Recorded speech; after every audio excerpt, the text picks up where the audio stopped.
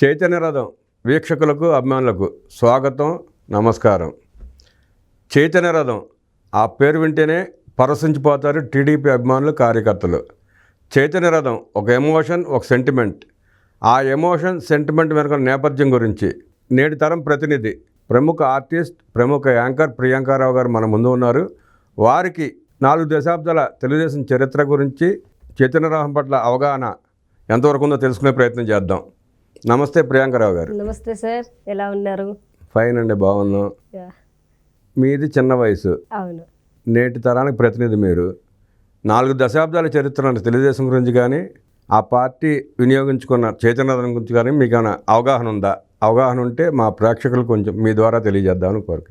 అంటే చాలామందికి TDP party గురించి అడగగానే కొంతమందికి కొంతవరకే తెలుసు. అంటే పార్టీ స్థాపించినప్పుడు మీరన్న చైతన్య రథం ఎలాంటి పాత్ర పోషించింది అనేది చాలా తక్కువ మందికి తెలుసు.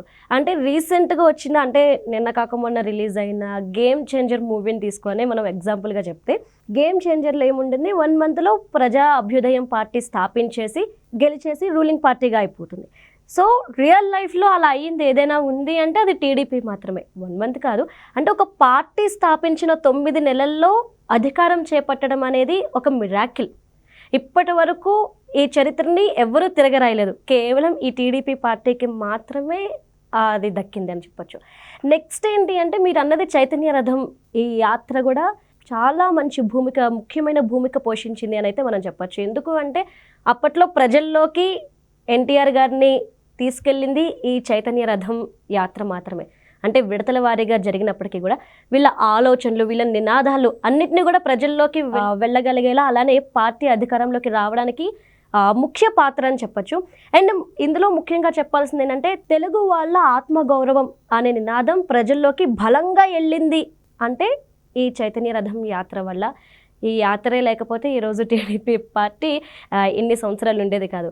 మీరు చాలా మంచి ఛానల్ పెట్టారంటే, మంచి టాపిక్ తీసుకున్నారు. చైతన్య రథం ఇప్పటికీ స్టార్ట్ చేసి 42 ఏళ్ళు పైబడింది. సో దీని గురించి నాకు తెలిసి చాలా మందికి చాలా తక్కువ అవగాహన ఉంటుంది. అసలు చైతన్య రథం అంటే ఎవరికి తెలిసి ఉండదు. మోస్ట్లీ ఇప్పుడున్న వాళ్ళకి, నేటి తరానికి తెలిసి ఉండదు. అంటే ఈరోజు టీడీపీ నిలబడిందన్నా, 9 నెలల్లో పార్టీ అధికారంలోకి వచ్చిందన్నా మెయిన్ రీజన్ ఈ చైతన్య రథం యాత్ర.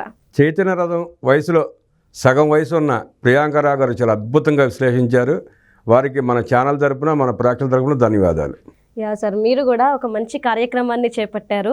చైతన్య రథం గురించి ప్రతి ఒక్కరు తెలుసుకోండి. ఎందుకు అంటే మనం ఏదైనా సాధించాలి అంటే మనం జనాల్లోకి ఎలా వెళ్ళాలి, మనం ఎలా నడుచుకోవాలి, అట్లనే ఇంత తక్కువ టైంలో ఇంత రూలింగ్ పార్టీగా ఎదిగింది అంటే ఎలా, ఏం జరిగింది అనేది మనం తెలుసుకోవాలన్నా, ఫ్యూచర్లో మన భవిష్యత్తుకి కూడా ఇది చాలా ఉపయోగపడుతుంది. అంటే చాలా వరకు చాలామంది తెలుసుకోవాల్సిన విషయం ఈ చైతన్య రథం గురించి. ఒక మంచి కార్యక్రమాన్ని మీరు చేపట్టారు. Thank you so much. NTR గారు చేపట్టిన తెలుగువారి ఆత్మగౌరవాన్ని తన భుజస్కంధాలపై మోసి 9 నెలల దిగ్విజయాత పూర్తి చేసి అధికారంలోకి తీసుకొచ్చిన చైతన్య రథానికి కార్యకర్తలు, అభిమానులు ఎప్పుడూ రుణపడే ఉంటారు. ధన్యవాదాలండి.